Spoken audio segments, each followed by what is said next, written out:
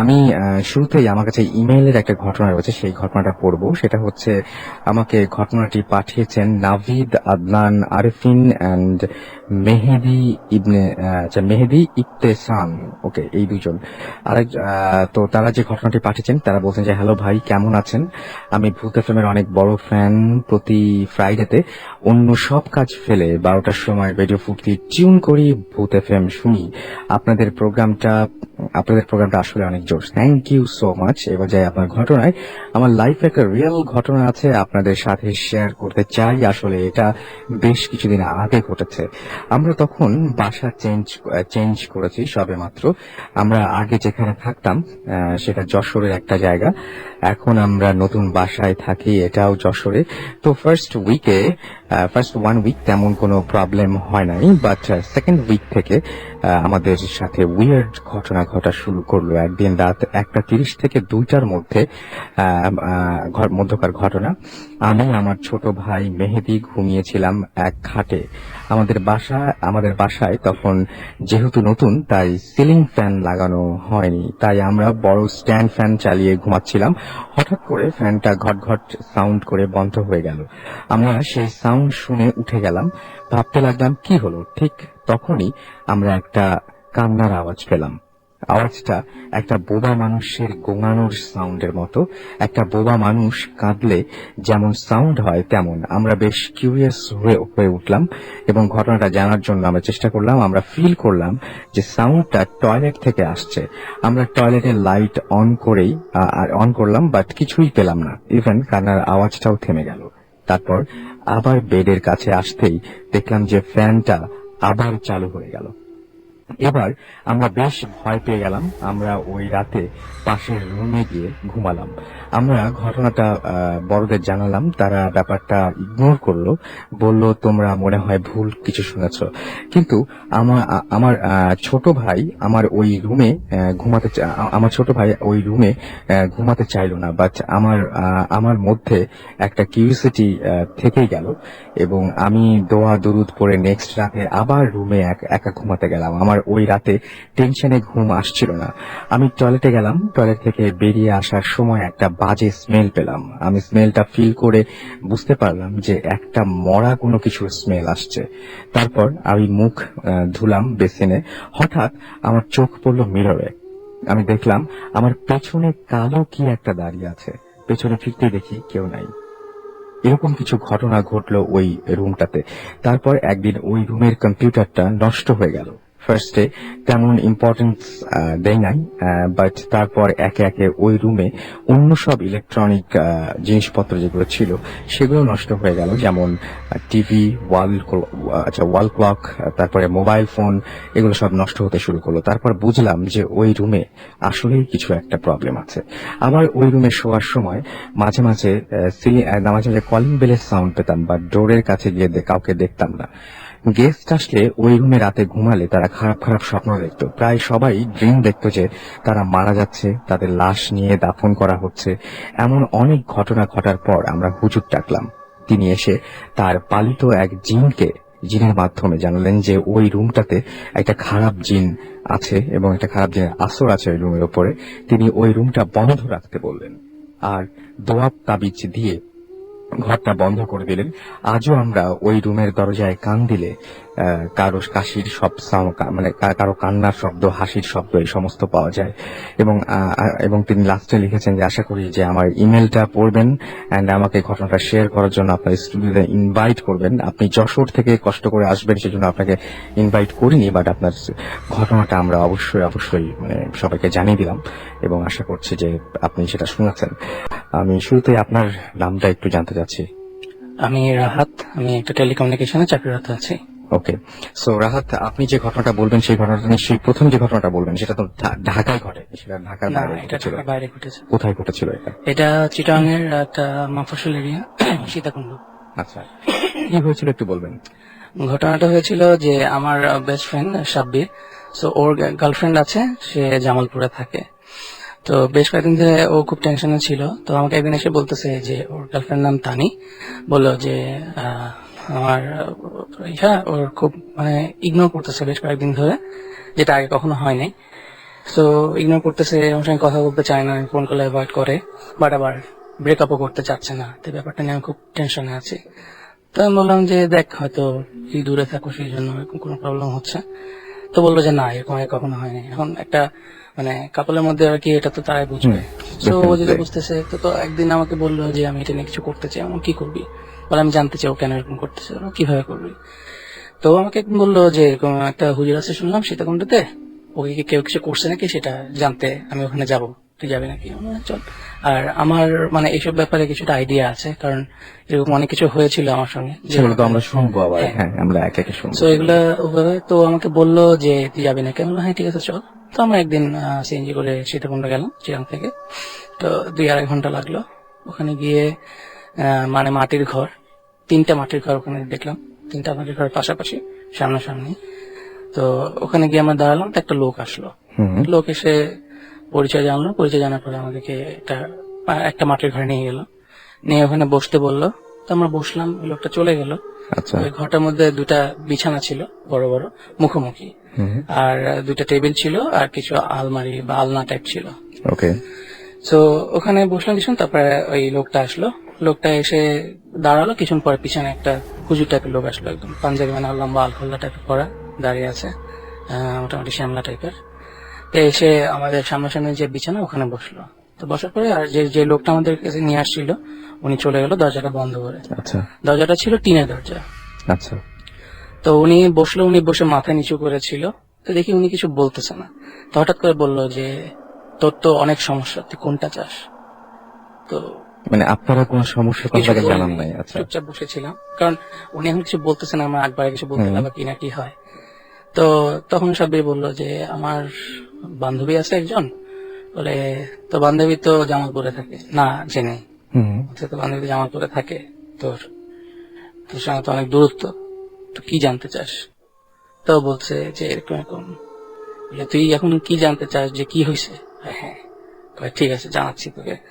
তারপর উনি কিছু দোয়া পড়া শুরু করলো। দোয়া পড়ে আর একটা জিনিস, মানে ওই যে সামনে যে টেবিলটা ছিল, হুম। টেবিলের উপরে কিছু ধরনের বই টই ছিল, আচ্ছা। কিছু বাটি ছিল, একটা লম্বা চাকু ছিল। হুম। তো উনি দোয়া পড়তেছে, দোয়া পড়তে পড়তে হঠাৎ করে উনি মানে দুলা শুরু করছে, খুব শেক করতেছে, নিজে নিজে দোয়া পড়তে বিড়বিড় করে দোয়া পড়তেছে। মানে কি দোয়া পড়তেছে বোঝা জানি, বাট বোঝা যাচ্ছিল যে সামথিং পড়তেছে। তো তারপরে হঠাৎ করে উনি পড়তে পড়তে পড়তে চাকুটা হাতে নিচ্ছে, চাকুটা হাতে নিয়ে নিয়ে দাঁড়ায় গেল। হুম। দাঁড়ায় তারপর পুরা দিকে ঘুরতেছে, সার্কেলিং করতেছে, আর দোয়াগুলো আস্তে আস্তে জোরে জোরে বিড়বিড় করতেছে। করতে করতে করতে করতে মাথা ঝাঁকাচ্ছে, মাথা ঝাঁকাচ্ছে। হঠাৎ করে মানে উনি, আমি মানে যতটুকু দেখছি যে ছুরিটা মাথার উপরে ধরে জোরে একটা টান দিল, মানে কিছু আচ্ছা। একটা ধরে আমি যে টান দিই সেরকম টান দিল, সাথে সাথে পুরো রুম অন্ধকার হয়ে গেল। দিনের বেলা ছিল এবং প্রচুর রোদ ছিল, আলো ছিল, হঠাৎ করে রুমটা অন্ধকার হয়ে গেল এবং ধাম করে একটা আওয়াজ হলো। আচ্ছা। তো আওয়াজ হলো সাথে সাথে, মানে হঠাৎ করে একটা মানুষ যদি চুপচাপ থাকা অবস্থা থেকে একটা আওয়াজ হয় তো ভয় লাগবে, বা চোখ বন্ধ অবশ্যই। হয়। তো আমরা মানে ফর নিয়ারলি 1 সেকেন্ড আমরা একটু চোখ বন্ধ করছিলাম, খুলে দেখি যে যে দরজাটা খোলা, মানে যে দরজা থেকে উনি আসছিল দরজাটা খোলা, এবং উনি মাটিতে পড়ে আছে। কিছুক্ষণ আচ্ছা। পরে আবার আলো টালো সব দিক দিয়ে আসলো, উনি পড়ে আছে, চাকুটার সামনে পড়ে আছে, মানে জোরে জোরে নিঃশ্বাস নিতেছে। আমরা দেখি খুব ঘাবড়ে গেলাম যে কি হলো এটা। তো কিছুক্ষণ পরে উনি উঠলো, উঠে দোয়াটার পরে বসলো।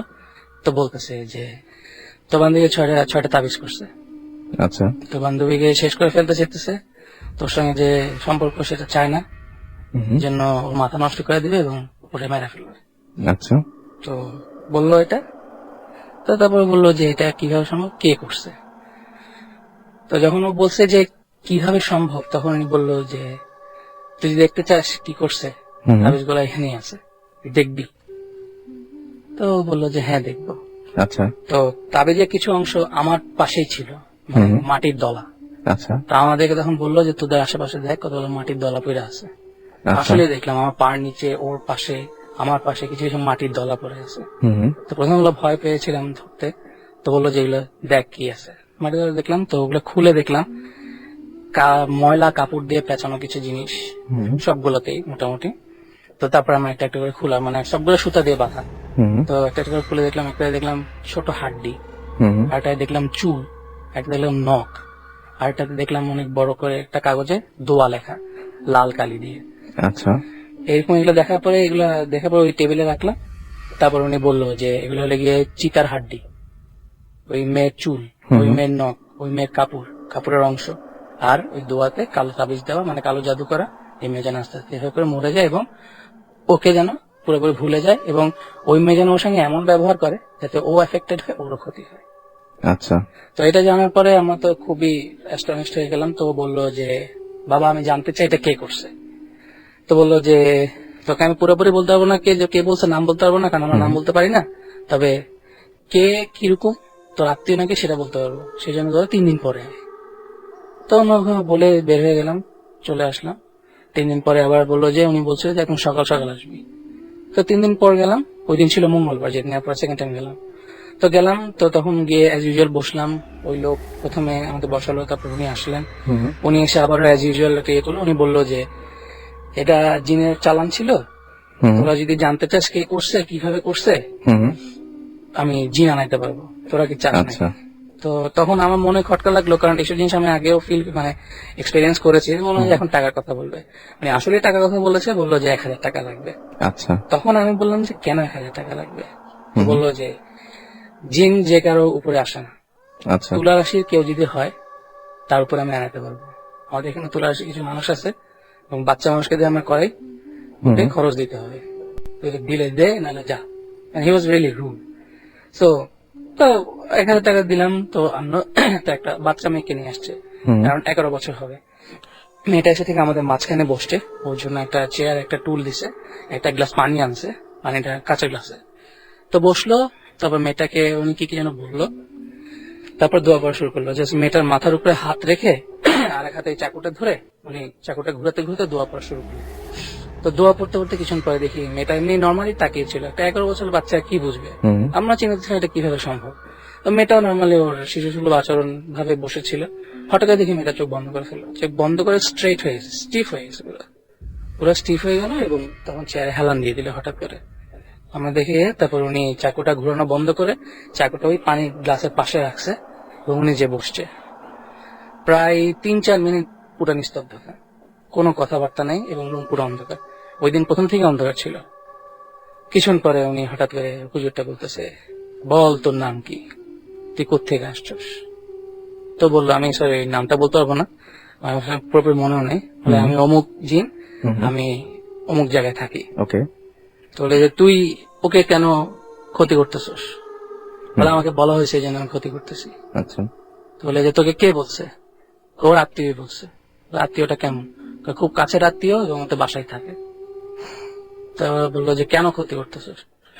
বলে আমাকে বলা হয়েছে ওকে মেরে ফেলতে, ওকে পাগল বানায় মেরে ফেলতে, এবং ওর সঙ্গে যে ছেলের বন্ধুত্ব আছে ওই ছেলেকে ক্ষতি করতে।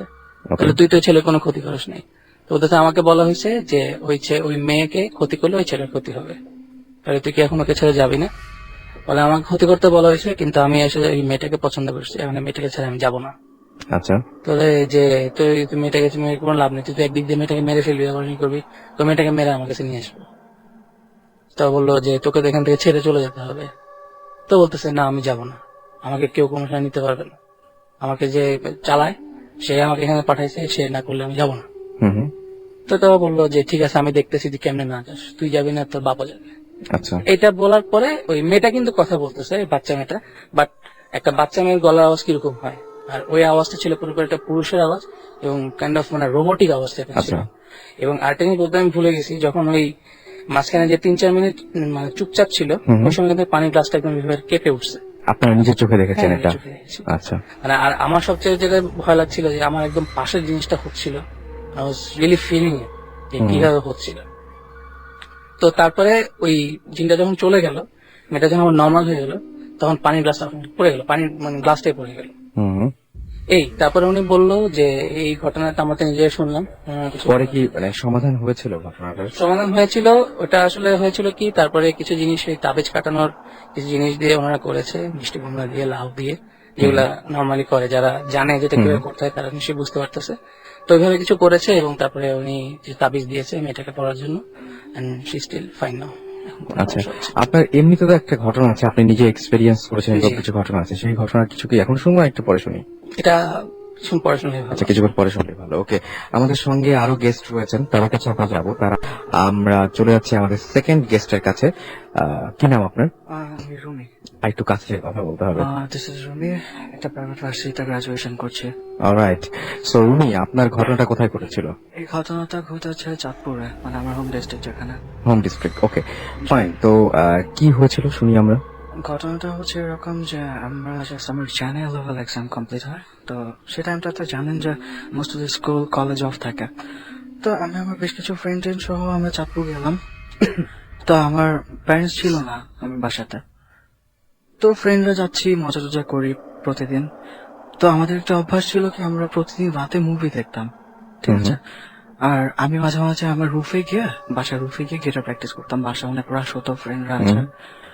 তো অ্যাজ ইউজুয়াল প্রতি রাতের মতন সে রাতেও জাস্ট আমি কটা বাজে তখন 1:30-2টার মতন অলমোস্ট আমি রুফে গেলাম। আমার বাসাটা দোতলা ছিল।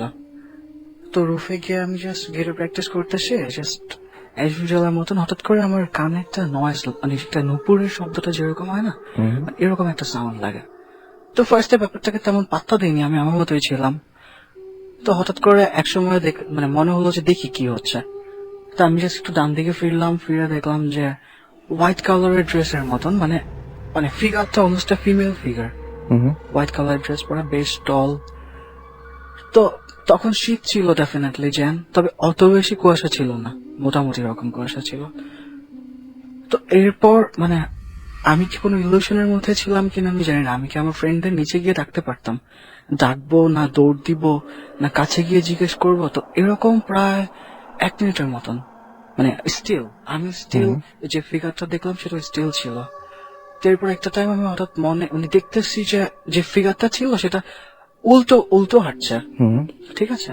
তো আমি জাস্ট ওটাকে ফলো করতেছি, হাঁটতেছি।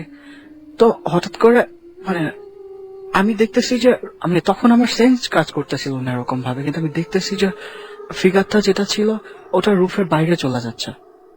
মানে মানে আমি কি করব না ভেবে আমি ওটাকে ফলো করতেছি।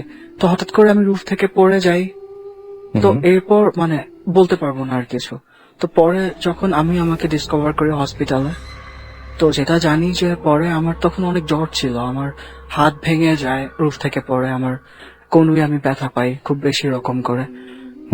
তো সে সময় তো আমার অপারেশন চললো, ভালো হলাম, বাসায় ব্যাক করলাম। তো এরপর মানে আপনি জাস্ট ওই মেয়েটাকে কোনো কারণ ছাড়াই বা ওই যে যা দেখেছিলেন একটা ফিগার, যেটাকে বলছেন যে আসলে ঠিক মেল না ফিমেল আপনি বলতে পারেন, বাট ফিমেল ফিগারের মতো, এবং সেটাকে আপনি জাস্ট ফলো করে যখন ছাদের শেষ প্রান্তে চলে গেছেন তখন আপনার কোনো সেন্স কাজ করে নাই। এক সময় আপনি ছাদ থেকে নিচেই পড়ে গেছেন এবং তারপরে আপনি নিজেকে ডিসকভার করেছেন হসপিটালে। অলরাইট, তারপর যেটা হয় যে এরপর তো আমি বাসায় ব্যাক করি। তো ফার্স্ট কয়েকদিন তো আমার পাশে অনেকে ছিল, আমি হসপিটাল থেকে আসছি মাত্র, আমার ফ্র্যাকচার গুলো তখন ওভাবে শুকায়নি, অপারেশন হয়েছে। তো যখন আমি আবার অ্যাজ ইউজুয়াল আগের মতন আমার নিজের রুমে ঘুমাতে আসি একা একদম, তো আমি প্রায় রাতে আমার একটা বাজে স্বপ্ন দেখে আমার ঘুম ভেঙে যেত। মানে বাজে স্বপ্ন বলতে কিরকম টাইপের, আমি দেখতেছি আমি মারা যাচ্ছি, মানে একটা লাশের দেখতেছি, ফিগার দেখতেছি, পরে ডিসকভার করি ওটা আমারই কিংবা আমার রিলেটিভ কারো ফিগার। তো খুব রকম ভয় লাগতো। তো পরে এক সময় একজন সাইকিয়াট্রিস্টের কাছে গেলাম, তো ওনার এটাকে যেটা এক্সপ্লানেশন দিল, আমাকে ঘুমের ওষুধ দিল। তো কোনোভাবেই আমি ঘুমাচ্ছি ঠিকই, কিন্তু আমি ঘুম থেকে হঠাৎ করে উঠে যাচ্ছি এবং প্রচন্ড ঘাম দিয়ে, রুমে এসি থাকুক হোয়াট এভার থাকুক, আমি ঘেমে যাচ্ছি। তো পরে ফাইনালি জাস্ট একটা টাইম আমি ডিসকভার করলাম, আমি যখন ফজরের পর ঘুমাই আমি তখন মানে এরকম বাজে ড্রিম গুলো আর দেখি না। এর আগে বলে রাখা ভালো যে আমি মাঝে মাঝে মানে যেটা হয় আমার, যে আমি মানুষের ফিউচার বলে দিতে পারি। মানে এরকম করেছিও কয়েকবার যে আমার একটা ক্লোজেস্ট ফ্রেন্ড, আমি ওকে বলছি যে তোর সাথে তো এটা হবে, কিন্তু নর্মালি এটা হওয়ার মতন না, হয়তো ওর সাথে আরো একটা ইন্ডিভিজুয়াল আরেকটা পার্সনের সাথে। এরকম কারণে অনেক সময় হয়েছে যে সম্পর্কটা খারাপ হয়ে গেছে, কিন্তু ফাইনালি দেখলাম যে একটা টাইম ওটাই হয়েছে। মানে স্টিল এখন একটু কম হয়, কিন্তু আগে এটা খুব বেশি করে বলতে পারতাম আমি যে কারো কিছু হবে। ইনফরমেশন গুলো আপনি কি ড্রিমের মধ্যে, মানে আমি ড্রিমের মধ্যে দেখতাম, কিংবা আমি একা বসে আছি, আমার কেন জানি একদম না, আমার কাছে মনে হতো যে উঠতো এটা হবে। ওকে, আমি জাস্ট বলতাম, কোনো রিজন নাই যে এই রিজনের কারণে বলছি এটা হবে, জাস্ট বলতাম, মিলে যাইতো। তো পরে এক সময় এখনো জাস্ট যখন আমি ফজরের আগে ঘুমাতাম তো তখন দেখতাম, ফাইনালি একটা টাইম এটা ডিসকভার করার পর আমি আজকে প্রায় 3 বছরের মতন, এটা 07-এর ঘটনা। হুম। তো এরপর থেকে এখন পর্যন্ত আমি কখনোই ফজরের আগে ঘুমাই না। আচ্ছা। আমি যখন ফজরের পর ঘুমাই তখন আল্লাহর রহমতে আমি তেমন কিছু আর দেখি না। আমি অবশ্য কোনো হুজুরের কাছে যাইনি হুম। এটা নিয়ে, কিন্তু স্টিল আমার ভেতর অনেক একটা ভয় কাজ করে, মানে ওটা নিয়ে, কারণ খুব বাজে একটা অবস্থা ছিল ওই টাইমটাতে আমার। এবং মানে এই এক্সপিরিয়েন্স গুলোর মধ্যে রেখেছেন, এবং এখনো পর্যন্ত মাঝে মাঝে এটা হচ্ছে, Yeah, এবং যদি আমি আপনার কোনো কারণে ঘুমিয়ে যাই কোনো কারণে, এবং আপনি এখন পর্যন্ত কি আসলেও ফজরের আগে কোনো সময় ঘুমান না? না, কোনো ঘুমান না, এবং ঘুমালেই আপনার সমস্যাটা হয়।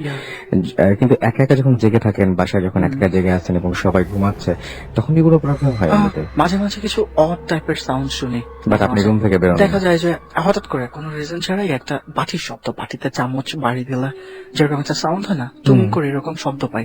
তো ফার্স্ট আমি অনেক ভয় পেতাম, কিন্তু এটা তো 07 থেকে হচ্ছে প্রায়, তো এখন অনেক আমি দিনের used to ঘটনা। হয়ে গেছি, এখন তেমন একটা পাত্তা দিই না, আমি আমার মতোই থাকি। আচ্ছা। এটা নিয়ে। এছাড়াও আর কোনো কিছু? এইটা হচ্ছে আমার মানে এই এটা ঘটনা। এটা আচ্ছা, আপনার সঙ্গে আরেকজন আছেন, আপনার ফ্রেন্ড, এবং yes. তিনিও সম্ভবত জানেন, তারও নিশ্চয়ই কোনো ঘটনা আছে।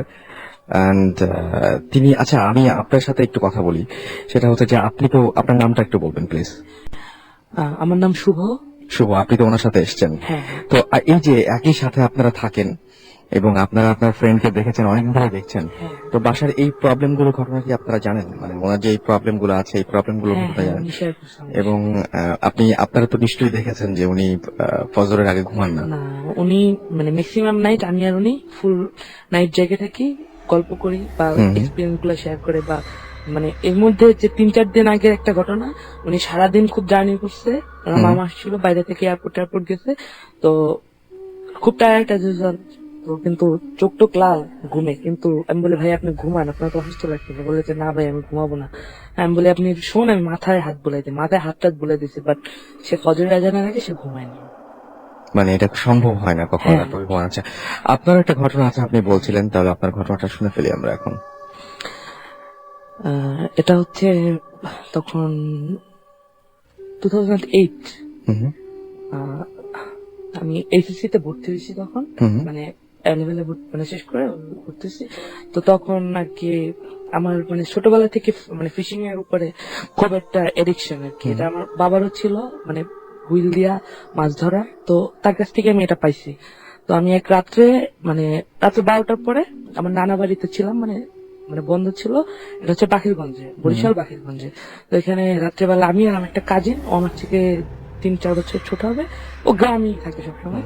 তো আমরা দুজন মাছ ধরতেছি, মাছ পাচ্ছি, 3-4টা মাছ পাইছি। তো এভাবে 2:30-3টা বেজে গেছে। তো আমরা বসেছিলাম যেখানে, যে ঘাটটায়, ওটার পিছনে হচ্ছে ডান পাশে হচ্ছে মসজিদ। তো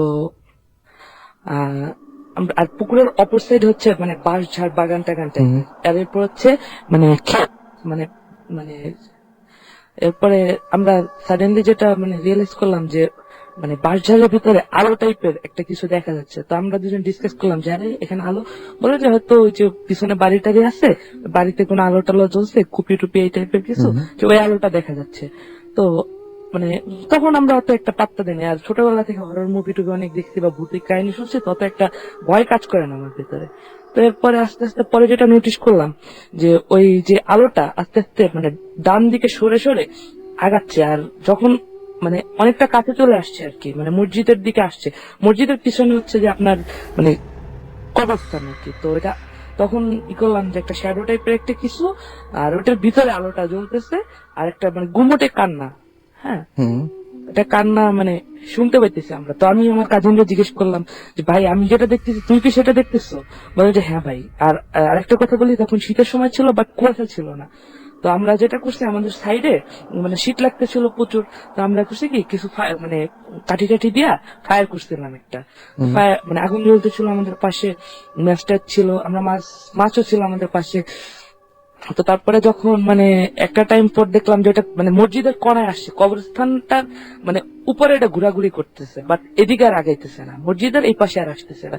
তো আমরা দুইজনে মানে যে কি করব, কি করা যায়, মানে দুজনে মানে মাথা তো পুরাই মানে ই হয়ে গেছে, যে ভয় কাজ করতেছিল খুব। তো তারপরে আমার কাজিন বললো যে চলেন ভাই আমরা দুইটা আগুনের মানে মানে একটা কাঠ, যে কাঠিতে আগুন জ্বলতেছে এরকম দুইটা কাঠ নিয়ে আমরা দৌড় দিই। হ্যাঁ, তো আমরা বর্ষি ফালাই রেখা, মাছটা সব ফালাই রেখে জাস্ট দুইজনে দুইটা কাঠি নিয়ে মানে ছাইরা দৌড় দিলাম। দৌড় দিয়ে একদম মানে দৌড়ে 2-3 মিনিটের ডিস্টেন্স হবে বাড়ি, ওইখানে যাই পুরো উঠানে হাত থেকে চিল্লাপাল্লা শুরু করে দিছি। তো মানুষজন বের হয়ে আসছে, কিউসে তাদের বললাম। তো তারপরে নানুরা যারা ছিল তারা ভিতরে নিয়ে গেল, নিয়ে তারপর সোনার উপর পানি দিয়ে গোসল করাইলো, সাথে সাথে মানে বাসার ভিতরে বাথরুম ছিল। আর ওই যে গোসল করানোর পরে তারপরে গরম দুধ খাওয়ালো, তারপরে যে আপনার এই যে লোহা গরম করে এটা পানির ভিতরে দিয়া ওই পানিটা খাওয়াইলো। তারপরে সারা রাত আর ঘুমাইতে পারি নাই। তো পরে তো হুজুর আসলো, হুজুরের বললাম ঘটনা, মসজিদের হুজুর আর কি। তো উনি বললেন যে আসলে আমরা যখন ফজরের নামাজের আগে যখন আজান দিতে আসি তখন মানে আমরা এই টাইপের অনেক কিছু দেখি, যে রাজাহাঁস দৌড়াদৌড়ি করতেছে, হ্যাঁ, বা মানে মানে ডিফারেন্ট কিছু দেখি যেটা দেখার কথা না। হ্যাঁ, এই টাইপের আর কি। তো তোমরা যেটা দেখছো এটা ভালো কিছু দেখো না, রাত্রে এভাবে আর কখনো ঘোরাঘুরি করবা না। আরেকটা কথা বলি যে আমাদের নানা বাড়িটা হচ্ছে মানে মানে জমিদার বাড়ি টাইপের আর কি, অনেক পুরান বিল্ডিং টিল্ডিং আছে। হ্যাঁ, ওইখানে মানে অনেকে অনেক কিছু দেখছে, অনেকে ভয় পাইছে, এবং ইভেন যে আমার সাথে যে কাজিনটা ছিল ওকেও একবার মানে মানে ওরকম দাঁড়ায় আছে, ওরে মানে পানির ভিতর চাইপা ধরছে, মানে এরকম একটা ঘটনা আছে। এরকম ঘটনা আছে। অলরাইট, আমরা শুনছিলাম এতক্ষণ একটা ঘটনা, এবং সেই ঘটনাটাও অনেক অনেক অদ্ভুত টাইপের এবং উইয়ার্ড। আর আমরা আপাতত একটা ফোন কল নিয়ে আসবো এখন, এবং আমাদের সাথে এই মুহূর্তে যিনি ফোনে আছেন তার সাথে আমরা সরাসরি কথা বলছি। হ্যালো হ্যালো হ্যালো, হ্যাঁ, আচ্ছা, আপনার নামটা একটু বলবেন শুরুতেই। আমার নাম হচ্ছে মোহাম্মদ মহিউদ্দিন আহমেদ। মহিউদ্দিন আহমেদ, আপনার ঘটনা ঠিক ভৌতিক কিনা আমি জানি না, তবে ঘটনাটা খুব মানে অদ্ভুত টাইপের। এরকম ঘটনা যে ঘটে আমার জানা ছিল না। তো আমরা যেহেতু ঘটনা যেহেতু নর্মাল না, এবং আমরা এরকম মানে প্যারানর্মাল জিনিসপত্র নিয়ে আলোচনা করছি, সো সেই জন্যই ঘটনাটা সবার কাছে সবার সাথে শেয়ার করতে চাই। তো শুরু করি, আপনার ঘটনাটা আপনি বলেন। হ্যাঁ, ঘটনাটা আমার বাবার কাছ থেকে আমার শোনা। সেটা হচ্ছে অনেকদিন আগে আমাদের দেশে বাড়ি হচ্ছে নোয়াখালী লক্ষ্মীপুর জেলা। তো ওইখানেই ঘটনাটা ঘটছে। ওইখানে যৌনপুরী মাওলানা সাহেব নামে একজন লোক ছিল, ওনাকে কেন্দ্র করে ঘটনাটা ঘটছে। উনি তখন মানে প্রথম আমাদের গ্রামের এক মসজিদের ইমাম সাহেব হিসেবে নিয়োগ পাইছিল। নিয়োগ পাওয়ার পর ওই এলাকার কিছু দুষ্ট ছেলেরা যারা বলে, ওরা আসলে অ্যাকচুয়ালি ওনার ওই ইমাম সাহেবের বা ওই যৌনপুরী মাওলানা সাহেবের পরীক্ষা নিতে চাইছিল, বা ফান করতে চাইছিল। ফান করার জন্য ওরা ডিসাইড করলো যে ওরা ফান করবে। এই কারণে ওদের মধ্যে একটা ফ্রেন্ড মরার বান করা ছিল খাটিয়ার উপর, মানে লাশটাকে যেখানে খাটিয়ার উপর সেখানে, মানে খাটিয়ার উপরে লাশ সেজে শুয়েছিল, এই তো সাজে ছিল। হ্যাঁ, প্যাকিং করতেছিল আসলে। ওকে, এই কথা ওরা যা বলেছে ওই হুজুরে বলার পর উনি বুঝতে পারছিল যে আসলে ওরা ওর সাথে ফান করতেছে। তো উনি তারপর ওদের সাথে গেল। ওইসব ছেলেদের সাথে যাওয়ার পরে দেখতে পারলো যে হ্যাঁ সত্যি সত্যি একটা ছেলে শুয়ে আছে খাটের উপর। শোয়ার পর উনি ওই প্রত্যেকটা ছেলে জিজ্ঞাসা করলো আসলে কি তোমাদের ফ্রেন্ড মারা গেছে, 3বার জিজ্ঞাসা করছে, এবং 3বারই ওদের প্রত্যেকটা ছেলে বললো হ্যাঁ আমাদের ফ্রেন্ডটা মারা গেছে। আচ্ছা, তারপর উনি জিজ্ঞাসা করলো যে কিভাবে মারা গেছে। ওরা বললো যে ওরা জানাটা একটা বললো আর কি, যে হ্যাঁ এভাবে মারা গেছে। তারপর উনি পশ্চিম দিকে ফিরে মানে যথারীতি যেভাবে নামাজ পড়া হয়, জানাজার নামাজ সেভাবে পড়লো, এবং ওইসব ফ্রেন্ডরাও মানে ওইসব ছেলেরাও নামাজে অংশগ্রহণ করলো আর কি। অংশগ্রহণ করার পর নামাজ শেষ হওয়ার পর হুজুরটা জাস্ট পিছনে ফিরার পর জিজ্ঞাসা করলো যে এবার যাও তোমরা লাশটা কবর দিয়ে আসো। এই কথা বলে উনি চলে গেল ওখান থেকে। তারপর ওই ছেলেরা বসতি দেখলো যে হ্যাঁ তাদের ফ্রেন্ড মারা গেছে আর জীবিত নেই। এই নিয়ে পরে এলাকা অবশ্য অনেক মানে হইতে চাপাচল কিছু হয়নি অ্যাকচুয়ালি। ওনার ছেলে মেয়ে বা ওনার বংশ এখন আমাদের ওই লক্ষ্মীপুরে আছে। ওরা আসলে বছরে 2বার ঈদ উল ফিতর আর ঈদ উল আজহার নামাজ পড়ায়। আচ্ছা, বাট ঘটনাটা এরকম ঘটেছিল যে যার জানাজার নামাজ যিনি সেজে শুয়েছিলেন, যার জানাজার নামাজ পড়ানো হয়েছিল এবং ফাজলামু করে ব্যাপারটা করা হয়েছিল, বাট সে আর পরে ওঠেনি, সে মারা গিয়েছিল। সে আর জীবিত হয়নি, সে মারা গিয়েছিল, এবং পরে তাকে দাফন করতে হয়েছে, রাইট? হ্যাঁ, তাকে দাফন করতে। ওকে, থ্যাংক ইউ সো মাচ আমাদের সাথে ঘটনাটা শেয়ার করার জন্য। অলরাইট, আমরা তখন কথা বলছিলাম আমাদের একটা অদ্ভুত ঘটনা তিনি শোনালেন, এবং ঘটনাটা খুবই অদ্ভুতই লেগেছে আমার কাছে, কারণ এরকম ঘটনা আমার মানে অ্যাটলিস্ট আমার জানা ছিল না যে এরকম ঘটনা ঘটে। এনিওয়েজ, আমি আবারও ঘটনায় চলে যাচ্ছি, এবং আমাদের সঙ্গে আবারও মানে যারা গেস্ট রয়েছে তাদের সাথে তাদের ঘটনাগুলো শুনবো। তার আগে আমি আরেকটা ছোট্ট করে আরেকটা ঘটনা বলি, সেটা হচ্ছে যে আমাদেরকে এসএমএস করেছেন, নাম হচ্ছে মাসাদ জাফর, এবং তিনি একজন মেডিকেল স্টুডেন্ট। তিনি আমাদের এসএমএস করে বলেছেন যে দিন এক আমি একবার আমার মামার বাসা খুলনায় বেড়াতে গিয়েছিলাম। মামারা ভাড়া বাসায় থাকতেন। ওই বাসায় রাতে আমি আর আমার মামাতো ভাই আসাদের সাথে ঘুমালাম। রাতে ঘুম ভাঙলে আমি বাথরুমে যাই। আমি আয়নার সামনে দাঁড়াই এবং দেখি সেখানে কিছুই নাই। আয়নাটা ঘুটঘুটে কালো। আমি প্রথমে কিছু বুঝলাম না, তাই আয়নাটা ময়লা ভেবে হাত দিয়ে মুছতে গেলাম এবং অনুভব করলাম যে আয়নাটা গরম, প্রচন্ড গরম, এবং মানে প্রচন্ড গরম না, তবে গরম। আসাদ ভাইকে বললাম, সে হেসে উড়িয়ে দিল, এবং এই বাসাটা তার মামারা নতুন ভাড়া নিয়েছিল। পরের দিন রাতে মানে দ্বিতীয় দিনে তার আবারও ঘুম ভেঙে যায়, এবং তিনি তাকিয়ে দেখেন যে আসাদ মানে যে তার ভাই বাথরুমে, এবং বাথরুমে লাইট জ্বলছে। আমি ঘুমিয়ে পড়ি। কিছুক্ষণ পর আবার ঘুম ভেঙে যায়। আমি দেখি এখনো বাথরুমে লাইট জ্বলছে। এত সময় আসাদ ভাই বাথরুমে থাকার কথা না। আমি আসাদ ভাইয়ের নাম ধরে ডাকতে থাকি, কিন্তু কোনো সাড়া পাই না। পরে আমি আমার মামাকে ডেকে আনি। লকের চাবি ছিল না, তাই লকটা ভেঙে বাথরুমে ঢুকলে দেখি আসাদ ভাই বাথরুমে পড়ে আছেন। পরে জানি আসাদ ভাই নাকি বাথরুমে দেখেছিলেন যে বাথরুমে রক্ত, চাপ রক্ত। কিছুদিন পর আমি তখন বাসায় চলে এসেছি। ঘটনা আসাদ ভাইয়ের মুখ থেকে শোনা। আমার মামি একদিন রাতে বারান্দায় বসেছিলেন, রাত 12টা হবে। মামাও বাসায় আসেননি, তাই মামি অপেক্ষা করছিলেন। হঠাৎ মামি খেয়াল করলেন যে বারান্দার দেওয়ালে যে ছায়া পড়েছে তা ওনার না। মামি বসেছিলেন মাথায় কাপড় দিয়ে, কিন্তু দেওয়ালে যে ছায়া পড়েছিল তার মাথায় কাপড় ছিল না, আর মনে হচ্ছিল খুব বৃদ্ধ মহিলার ছায়া। মামি খুব ভয় পেলেন। এর কিছুদিন পর মামি অসুস্থ হয়ে পড়েন। মামিকে কোনোভাবে সুস্থ করা যাচ্ছিল না। একদিন মামি প্রচন্ড চিৎকার করে উঠলেন। সবাই মামির ঘরে দৌড়ে গেলেন। মামি চিৎকার করে বলছেন, ও বুড়িটা চায়।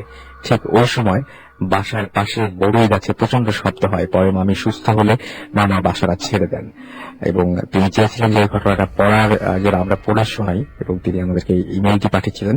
থ্যাংক ইউ আমাদেরকে এই এরকম একটা ঘটনা শেয়ার করার জন্য। মাসাদ জাফর, আপনাকে অনেক অনেক ধন্যবাদ। তাহলে আপনার যে ঘটনাটা আছে এটা আমরা একটু শুনে ফেলি। ওকে, আপনি কোথা থেকে এসেছেন একটু বলবেন? ভাই আমি এসেছি শাহিনবাগ থেকে। হুম আমার নাম রুবেল। হুম।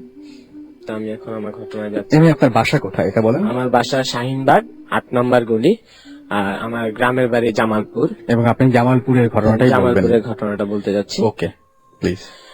ঘটনাটা হলো আমার খালা, উনি তখন খুব ছোট, ওনার বয়স তখন 15 বছর। তো উনি খুব দুষ্ট ছিল, মানে বিভিন্ন গাছে উঠতো আর মানে কাউকে ভয় করতো না। তো ওনাদের বাসার পেছনে একটা তেঁতুল গাছ আছে, তেঁতুল গাছটা এখনো আছে। তো উনি একদিন দুপুরবেলা মানে গোসল করার পরে চুল ঝাড়তেছে আর কি রোদে, তখন উনি দেখতেছে উপরের দিকে একটা তেঁতুল ঝুলতেছে। তো তেঁতুলটা পাকা, তো উনি চিন্তা করলো যে তেঁতুলটা উনি খাবে। আচ্ছা। তো বাসা থেকে উনি একটা লাঠি নিয়ে আসলো, বড় লাঠিটা নিয়ে আসার পরে উনি তেঁতুলটাকে অনেকবার বাড়ি মারে তেঁতুলের গায়ে, কিন্তু তেঁতুলটা পড়ে না। আচ্ছা। তো এই বাড়িটা লাগছে একটা মানে ভূতের গায়ে। তো উনি তো এটা জানে না। তো উনি কিছুক্ষণ পরে উনি যখন তেঁতুলটা না পড়াতে উনি লাঠিটা ফেলে দেয়, চিন্তা করলো যে না উনি এটা খাবে না। তো তার 5 মিনিট পরেই উনি সেন্সলেস হয়ে যায়। তো তাকে 2জন লোক দেখে, মানে কৃষক, ওনারা দেখে যে উনি ওইখানে পড়ে আছে। আচ্ছা। তো তাকে উঠে বলতেছে ওকে বাসায় নিয়ে চলো। তো বাসায় নিয়ে আসছে। তার কিছুক্ষণ পর ওনার যখন সেন্স আসে তখন ওনার ভয়েসটা মানে কণ্ঠটা অন্যরকম হয়ে যায়, অনেক মোটা।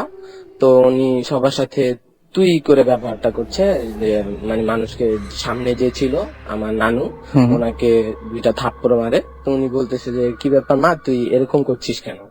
তখন উনি বলতেছে যে তুই কে, তোকে তো আমি চিনি না, এখানে তুই কি চাস, আর আমি তো এখানে কেন আসছি, আমার তো এখানে আসার কথা। তো বলছে মা এটা তো তোর ঘর, এটা তো তোর বাড়ি। না আমার ঘর এটা না, আমি তো তেঁতুল গাছে থাকি। তখন বলতেছে যে আচ্ছা ঠিক আছে তুই বস, আমি দেখতেছি।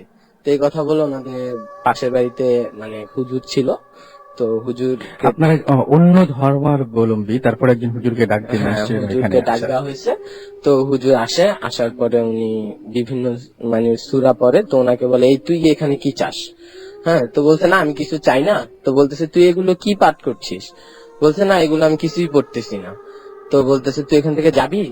বলছে হ্যাঁ আমি চলে যাব। তো এই কথা বলে উনি ওনার হাতের মানে একটা আঙ্গুল ধরার পরে বলতেছে যে তুই কে?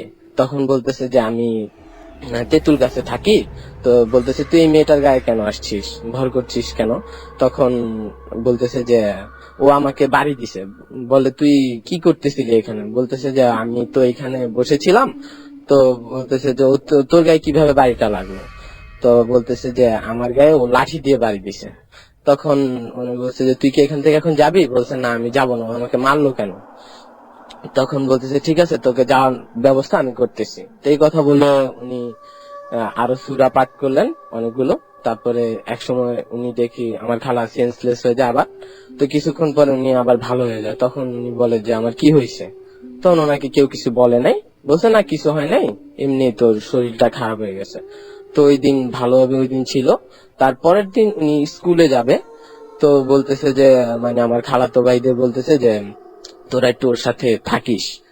তো এই কথা বলে তো ওনারা তিনজন স্কুলে যাচ্ছে।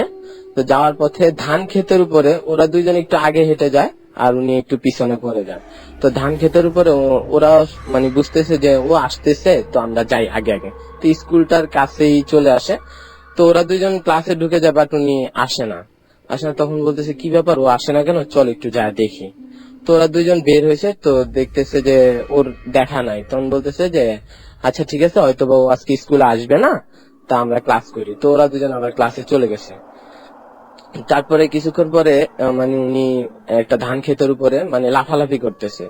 তো ওইখানেই মানে পাশে এক মেন রোডে আপনাকে আমি আরেকটু হেল্প করি, যে মানে যেহেতু অনেক লম্বা হয়ে যাচ্ছে, আপনি বলেছেন একটা গায়েবী হুজুরের কথা, ওই জায়গাটা একটু তাড়াতাড়ি শোনেন। হ্যাঁ ওইটাই পাশেই একটা মানে ওনাদের রোড আর কি।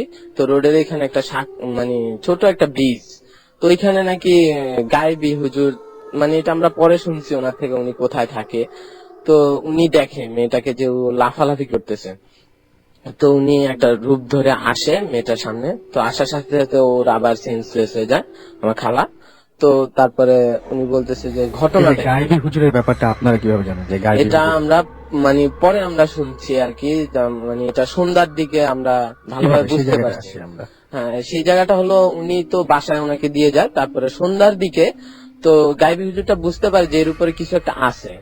তো সন্ধ্যার দিকে আবার খালার সেন্সলেস আবার। তখন বলতেছে যে এখন কি করা যায়, সবাই তো আতঙ্কের ভিতরে আছে বাসার সবাই, যে এখন আমরা কি করব। তো আবার হুজুরকে ডাকা হয়, পাশের বাড়ির হুজুরকে। তো উনি আসে, আসার পর উনি বসে থাকে, দেখে সেন্স আসতেছে না, পানি টানি দেওয়া হয়, সেন্স আসে না। তারপরে হঠাৎ করে ওই হুজুরটা ওনার উপরে ভর করে আমাদেরকে সবাইকে সালাম দিল। সালাম দেওয়ার পরে আমরা বললাম মানে একজন আরেকজনকে বলতেছে, আমার নানু বলতেছে ঘটনাটা কি? কালকে একটা দেখলাম যে আমাকে মারলো, আজকে আবার সালাম দিতেছে, এটা ঘটনাটা তো বুঝতেছি না। আবার দুপুরবেলা হুজুর এসে দিয়ে গেল এক হুজুর। তো উনি বলতেছে যে জি ওয়ালাইকুম আসসালাম, আপনি কি চান? আপনি কালকে একবার আইসা আমাকে মারলেন, তো আজকে আবার এই আপনি আইসা সালাম দিতেছেন। তো উনি বুঝতে পারেন এই জিনিসটা। তখন বলতেছে যে আচ্ছা আমি আসলে ওর উপরে একটা, আপনারা হয়তোবা শুনতে পারছেন, ওর উপরে একটা ভয়ঙ্কর জিনিস ভর করছে। তো আমি আজকে দুপুরবেলা আমি ওকে দিয়ে গেছি, আমি ওই লোক। তো বলছে আপনি কিভাবে ভর করলেন? আপনাকে তো হুজুর আমরা জানি, আপনাকে হুজুর দেখলাম। তো বলছে উনি বলছে যে আমি আসলে একটা রূপ ধরে আসছি। তখন বলতেছে যে তা আপনি কি চান? তো বলতেছে যে ওকে আমার খুব ভালো লাগছে, আমি ওই আপনাদেরকে সাহায্য করতে চাই ওটাকে তাড়ানোর জন্য। তখন বলতেছে যে দেখেন আমাদের, আপনারা যদি চলে যান, আমাদের মেয়েটা ছোট, ওর বিদেশে থাকে, ও আমাদের কাছে থাকে, তো আপনারা যদি চলে যান তাহলে আমরা খুব খুশি হব। তখন বলতেছে আমি চলে যেতে পারি, বাট ও তো যাবে না, কারণ ওকে আঘাত করছে আপনাদের এই মেয়ে। তখন বলতেছে যে ঠিক আছে তো আপনি চলে যান। তখন বলছে ঠিক আছে, যদি ওর কোনো সমস্যা হয় তাহলে আমি আসবো। আচ্ছা, আমি একটা কথা বলি, সেটা হচ্ছে গায়েবী হুজুরের ব্যাপারটা আমাকে একটু বুঝিয়ে বলবেন। গায়েবী হুজুর মানে ওনারা নাকি ওই সাকুর ওইখানেই থাকে, ওনাদের একটা আস্থানা আছে ওইখানে। উনি আমাদেরকে এটা পরে বলে, মানে ঢাকা আনার পরে, মানে আমার খালাকে যখন আমরা ঢাকা নিয়ে আসি তখন উনি আমাদেরকে এটা বলে যে উনি কোথায় থাকে এগুলো বলে। তো ওই হুজুরটাই মানে একটা রূপ ধরে ওনাকে, উনি যখন সেন্সলেস হয়ে যায় তখন ওনাকে আমাদের বাসায় এসে দিয়ে যায়। এবং অনেক উপকার করে। হ্যাঁ, ওকে ফাইন। আমরা এবারে এই গায়েবী হুজুরের ব্যাপারটা আমাদের কাছে খুব অদ্ভুত লেগেছিল, সেই জন্য আমরা ওনাকে বলেছিলাম যে এই ঘটনাটা আমাদের সাথে শেয়ার করতে।